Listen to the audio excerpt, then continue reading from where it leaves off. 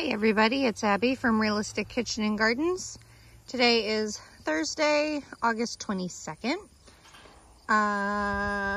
Southern Ohio, Zone 6A garden. Here we go. So I was actually away last week. I didn't know if I'd get back today or tomorrow, so I didn't know if this would be delayed or not, but we have a lot of fun surprises that I found when I came and poked around the garden last night. So first of all, here is Lincoln shelling peas, absolutely loaded with peas already. And these actually progress really fast. See if I can get this one off for you. So shelling peas are, usually you can eat the pods when they're soft and tender enough. Like this one would probably be tender enough, but you obviously grow them for the peas inside. And this is a little bit early for them, but I grew Lincoln last year in the spring and really enjoyed them. Really good flavor. The pea itself isn't super duper hard, but I really enjoyed them. So these feel really early to me. In their growth cycle. They're supposed to be like 68 days, but here's a good example of one that you could eat as like as if it's a snow pea. It's really thin and the pod is still nice and tender. Mystic Tunnel of Mystery is all my, I have them pinned down, but they're all my Brussels sprouts and cabbages. I'll just show you the Brussels. So there's one. I think that's Jade.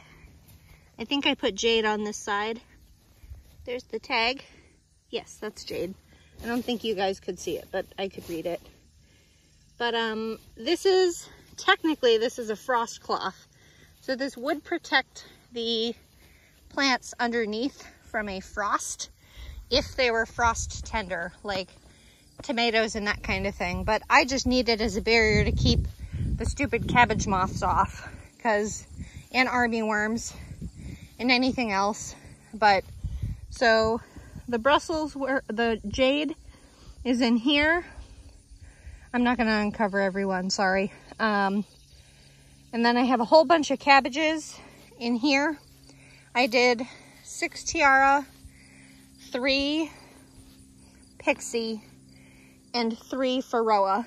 So there's 9 cabbages. And then there was another stake, but God only knows where it went. But similar distance for the last variety of Brussels, which wasn't doing, I have them pinned all along like the smart I am. There's one in there right here. That's Hestia. They weren't doing quite as well. They were more dry for whatever reason. I need to water.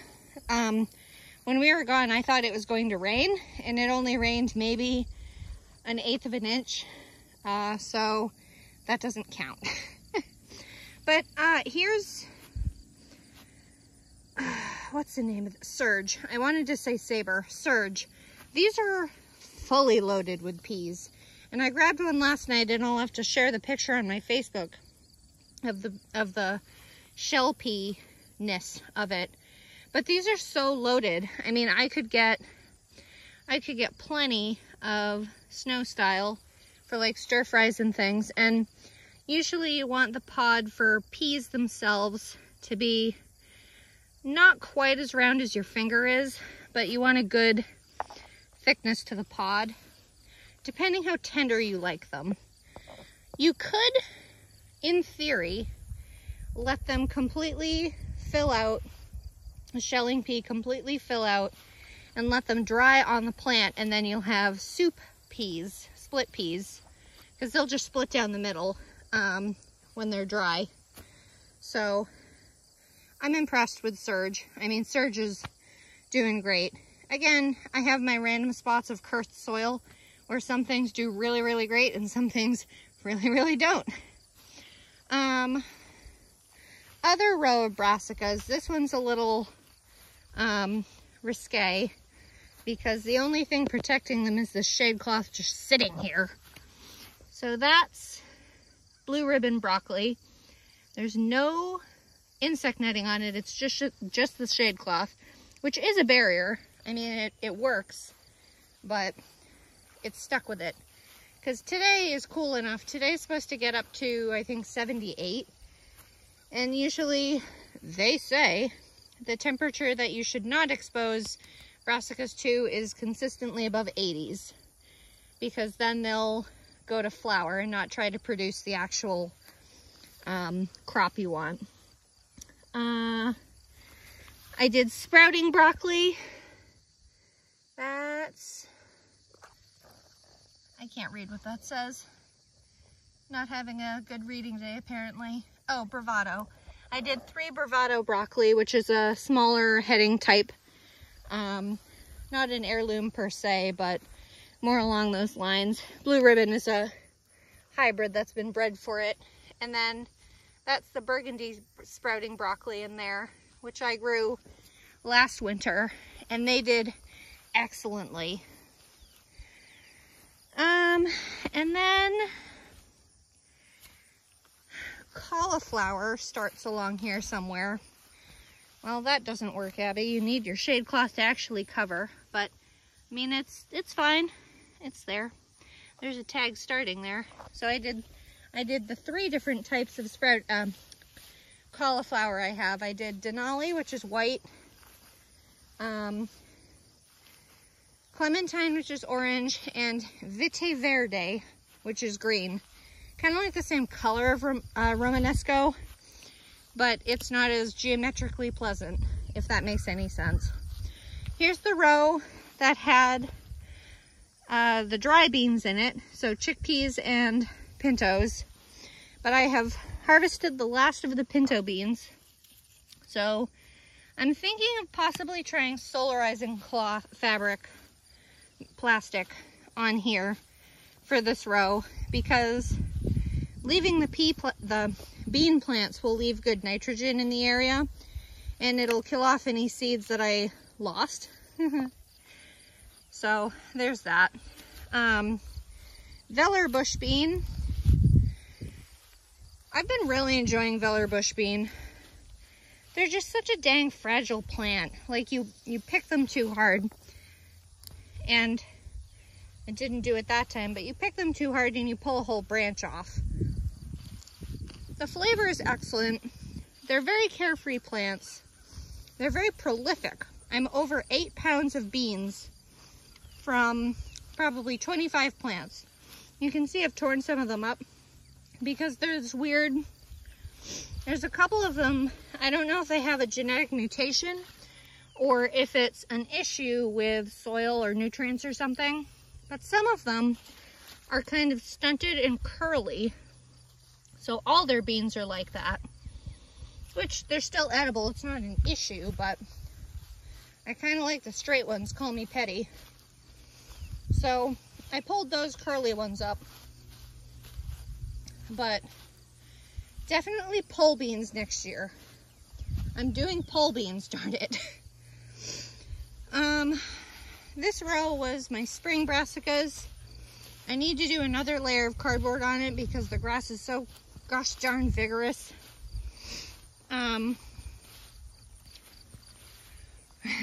This poor kale doesn't have a chance. It's very infested with whatever likes kale.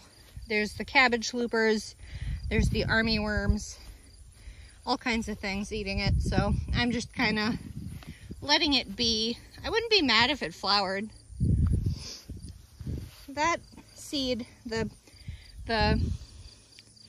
this kale, Purple Moon kale, is from, I think it's from Annie's Heirloom Seeds. I love it as a variety. It's an excellent kale. Very hardy, nice growth habit, good flavor, even though it looks like I've never eaten it. I had some last year. And then tomatoes are starting to really see, some of them are really starting to see the end of their life cycle, and others I think are starting to succumb to disease. I'm not super up to date on tomato diseases, but this is the first. of the 5 determinate Roma varieties I grew, and there's only, what, 3 fruit left on this? 2, 3 fruit. So once they ripen, I'll probably tear the plants out. I really should do a cover crop in this row because they're such heavy feeders. So there's those. A few more green tomatoes on there. Starting to turn. This is the Martino's Roma. I've gotten maybe 2 fruit off it, but this plant's struggling so badly I can't even care about it. Coeur de Boue, producing pretty well. I mean, it takes a while for the fruit from fully forming to turn red, so that may not ever see red. We'll have to see, because it's starting to get really cool here at night, which really slows down hot weather crops like tomatoes, okra, peppers, that kind of thing. They don't like the cold. They're obviously hot weather crops. So there's Coeur de Boue. Here's one of the Better Boys, which have been doing excellently. I've been loving the variety, but I wouldn't bother saving seed because the seed itself is a hybrid, and there's these 4 or so different types of tomatoes that have been flowering around it, so God knows what kind of combo it would be. It might very well be a combo of Coeur de Boue, and which would be an awful combo for that. Would completely defeat the purpose. Here's 2 more Coeur de Boue. Bartelli, continuing on vigorously. And then you can see the fruit from it. That's not a Coeur de Boue. That is a plant in there. And there's the other plant of classic Roma from Bonnie's. It's a paste. I've really liked the size of those fruits. I've talked about it in the past videos, but I'm going to grow a variety I bought last year but never seeded because I wanted to try 2 varieties at a time. I'm going to try Zenzi, Z-E-N-Z-E-I. It's supposed to have that same size and shape, but I think it is indeterminate, which is the only downside. This is the one and only living Hungarian heart plant. I'm going to do 6 Hungarian heart, 6 Zenzi, and I'm not sure what else yet next year for tomatoes. I'm going to give this a good, really good college try because this is the only one that lived, and it's taken so long to really come back to a state of fruiting that it's not really fair. And we have liked, my husband really likes it as a slicing tomato, the flavor, the texture of it. It just got so hammered by that hailstorm in June. Here's 2 more Better Boy. The rest are Better Boys. Better Boy. There's the Finissimo Verde Apaya Basil, which, yeah, I'm not going to bother with you. It's cute. It would be nice for like a flower box or whatever if you don't want the big fat basil leaves, but as a companion, it's not worth it. Here's the other 2 Better Boys that are completely laying down due to the weight of the fruit. Something's eating the fruit, not surprisingly, that little fruit. Take that and chuck it. Cool. Okay, peppers. I was thinking about harvesting these and I decided to leave them for you. They need water, they're very floppy, but these are both of my sweet banana peppers from Park Seeds. I purposely bought these so that I can do pickled peppers, and they start as a chartreuse yellow, and I thought they turn yellow when they're ripe. But this one is, if I can get it untucked from the branch it's tucked into without breaking anything, which may or may not happen. Apparently not. Well, there's another one. They're all turning orange.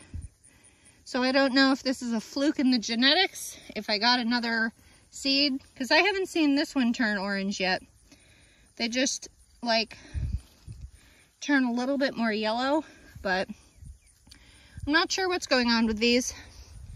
And then there's the Ty Moonin Vesuvius Thai chili. I picked a bunch of these yesterday. I think I'm going to try to do a fermented hot sauce this year and see how it goes. We're not big hot sauce people, but we'll do it every once in a while. But they're turning red. These plants are always prolific, even though they're teeny. Early jalapeno, they're fine. We don't do a lot of jalapenos. I usually do jalapeno in salsa verde, which is basically why I grew one plant, because I did tomatillos this year, which I'll show you in a minute. And then the rest is half supposed to be Gold Bell Wonder, which ripened to yellow, and the other is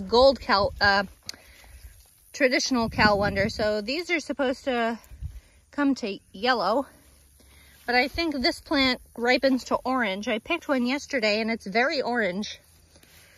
And that one looks orange to me too, rather than yellow. So I don't know what happened, if the seed got mixed up or if it's just a variant of it. But these pepper plants, it's been an awful year for pepper plants. Whether it's me not weeding, which I fully accept, because I mentioned it last time and I might as well start mentioning it. I'm 6 months pregnant. I can't sit out in the hot sun and bend down and weed. It's just not physically possible anymore.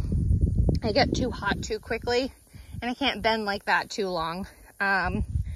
So these have gone to the dogs. Bell peppers are cheap enough and easy enough to find locally. I'm not mad about it.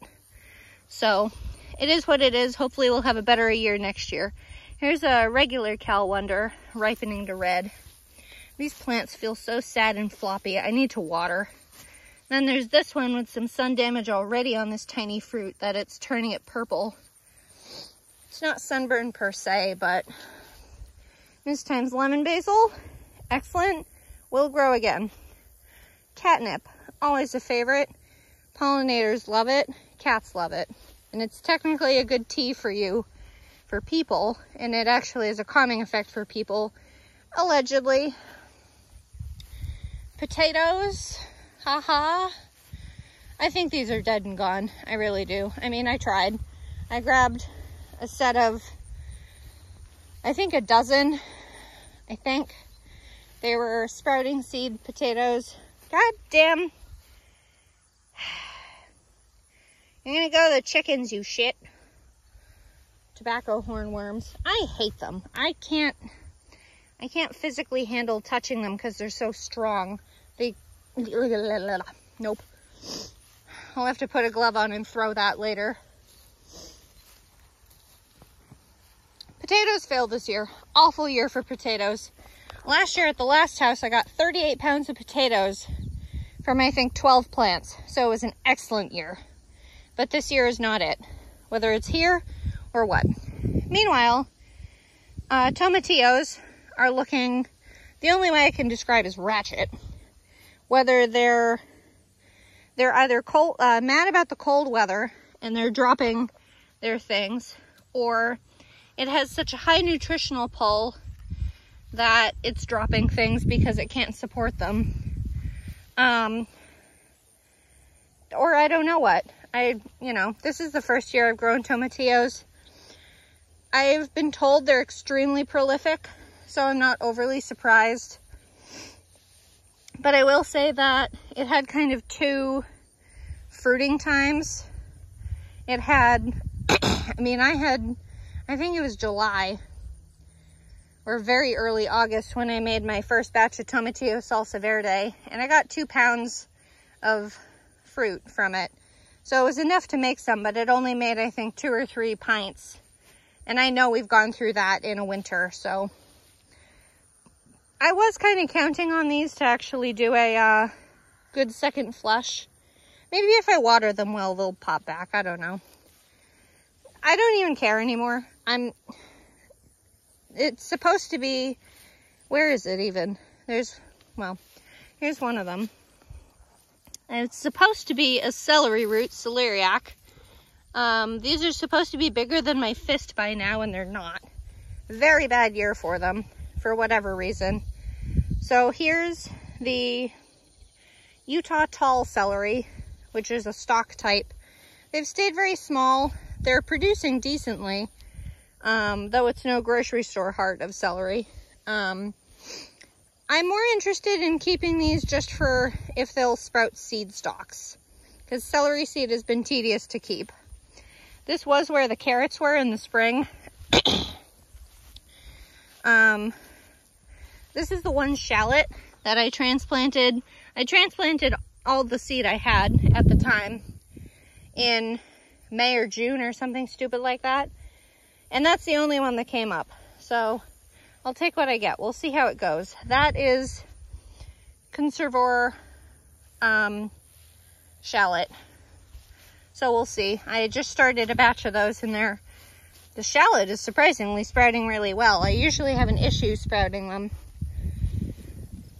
Okay, spineless zucchini, bush type, I believe is starting to suffer from a powdery mildew, which I'm really surprised because it hasn't rained in 2 weeks. So I don't know what it thinks it's doing. It is a variegated variety. So you can see on this leaf these bits, but this is the actual pattern. So it's symmetrical and it's regular. It tucks itself in certain spots, but then you look on this side and you see those random roundish patches and lesions. So that's what tells me it's powdery mildew. And it's just a fungal disease. I mean, if I really wanted to, I could spray a fungicide, like a copper spray or something on it to save it. But I've gotten plenty of zucchini this year, especially with the cooler mornings and nights. I'm kind of like, over summer stuff. The seasons change. At this point, they've been changing very rapidly and suddenly in this area since we're new to the area. Cucumbers are just about shot. Summer Dance, these are supposed to be those really handsome long slicing cucumbers. And I did get some nice ones, but they're staying very small. They're curling, which is a pollination issue. I'm sure the lack of water isn't helping, but I will definitely grow Summer Dance again next year. Fabulous variety. This is, where's the stake? I have a stake separating Summer Dance, and here it is. Here's the stake. So that's all Summer Dance, and this is Max Pack, which did excellently earlier in the season. And this is the youngest seeding of it, which was seeded after that storm in June. So they're gearing up to do another small round. But I mean, I've gotten at least 10 pounds of cucumbers just from this one variety of cucumbers. And these are the youngest plants. These are the two oldest, and look at them. They're still producing excellent looking pickling cucumbers. And one down there too. Missed them last night, didn't even look at them. I'm kind of over all the cucumbers and pickles and things, so I'll grab them and I might be able to make one more small batch of pickles this season. And then the rest is Regal pickling cucumber. Not a favorite variety of mine. I mean, they get nice and big, and the plants have been relatively hardy, but they get bitter really easily. Orange Jing okra, doing really well, honestly. So this is the middle-aged plant, and it has this one large seed pod down here that I purposely left for seed. That just got too big while I was gone. I asked my house farm sitter specifically not to bother picking okra. Not a big deal. I only have 3 plants and only 2 are producing, so why bother? But they're really kicking up finally. It's taken them a long time, but with the cooler temperatures, I'm sure it's going to start slowing down. So that one got away from me. I think I got 4 good-sized pods yesterday. Same thing, this one just got too big too fast. There's this one, and then there's, what is that, 4 more? flower buds, and here's a flower too. And there's a bud and a flower that is ready to work itself off. So this is the oldest plant. Oldest, middle, and then the youngest. And I think this is stunted in the location it's at because it, you know. This oldest plant had a decent amount of aphids on it that I did not treat. It basically kind of grew out of it as all the flower buds have matured. So that's a plus. I didn't have to do anything to it. I think the most significant change I've seen from between then and now, from when I was gone, is these climbing honey nut squash. So this whole section and onto the cardboard is all honey nut squash, climbing honey nuts. So they're a miniature butternut squash. And here's one here right at my foot. They average 1 to 2 pounds, 1.5, 1. But there's a bunch of them, like that one. And there's one, I think I'm pointing at it. It's very bright on the screen. Ooh, there's a hummingbird. They're huge on the cardboard. I can't see most of them in here because I haven't done diddly squat to keep track of it because I've gotten stung reaching in here, and I'm like, fine, you can do whatever you're doing. Although, here's one that looks basically fully cured now. Am I looking at it? I can't see. I think I'm looking at it. So it's basically just a teeny tiny butternut squash. And it'll be like a regular gourd that will cure itself on the vine, on the ground, and it will store very nicely in winter. Here's another one. That's a decent size. Little Ladybird's Cosmos. Been loving these. I think I will actually put the pink and white ones in the garden next year if I can find some dwarf ones. And then we have sweet nut acorn squash, which did very poorly. That was from Baker Creek Heirloom Seeds. The plants didn't thrive. They stayed very small, and I've gotten 2 fruits from it, and I believe the plants are completely dead anyway. So that's basically what the other one looks like. It's on my counter. I should split it open to see if it did the honey nut part or not. The honey nut is supposed to be they're supposed to be acorn squash that store well and produce hull-less pumpkin seeds. But I don't know. And then this giant beast is, well, that's the end of a honey nut, but you can see on that one clearly, that is night shift acorn squash, which are these like nice, handsome, classic looking honey nut or acorn squash types that stay very deep green. They're supposed to be excellent storage variety. And those have gone bonkers. Who knows how many fruits are in here. It's gonna be a fun little scavenger hunt when it's time to harvest. Another few Ladybird's Cosmos. Been loving these deep orangey red colors. And of course the giant orange marigolds and giant yellow marigolds. There's the yellow. And tucked in here, behind all the grass heads I keep pulling off, is one of the first, looks fully ready to go, Lady Godiva pumpkin squash, whatever you want to call it. This vine is a little tougher to follow, so this is the base of that one. So this one didn't go very far. There's 3 plants in here. Here's the base of the second one.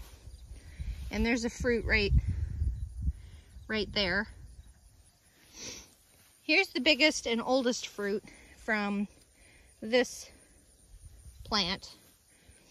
And then the vine actually continues that way, and there's, I think, 3 more tucked in here. This one weirdly got blossom end rot. I've never seen that on a pumpkin. There's this fruit, which is older, and then I think there's one more that took. But in and amongst this is my uncared for watermelons. The variety was Cal Wonder Bush, which has been pretty carefree. I like it. They're a very short, hairy vine, so they're not, or fuzzy vine. I mean, they're not as nearly as invasive as my pumpkins, but pumpkins are known to do that. But I only got 1 fruit per plant so far, and I think that's all we're gonna get. Again, compacted soil, me not caring about them, me not weeding them. You get what you sow, you get what you take care of, type of thing. So I'll have to see if they're viable to harvest yet, but it's been so dang dry, I'd be surprised if they'd be anything but tough. This was supposed to be hills for watermelon, and I can still find the plants, but they're obviously not doing anything.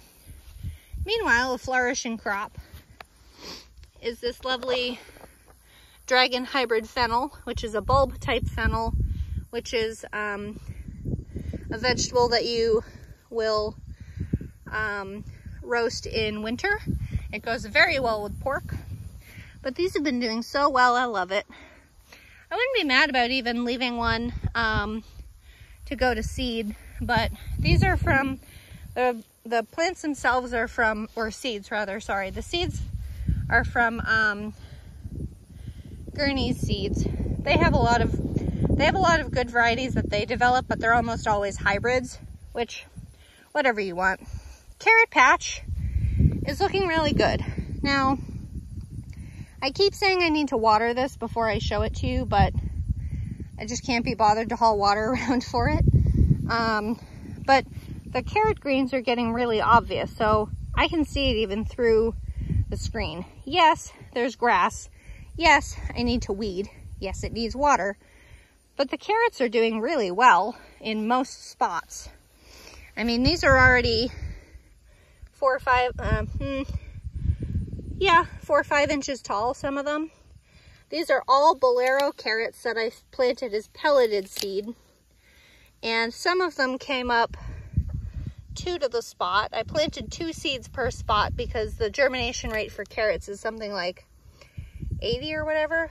So I should thin them to get the better carrot, but most of them, I think, came up as singles, and I planted them about every 4 inches.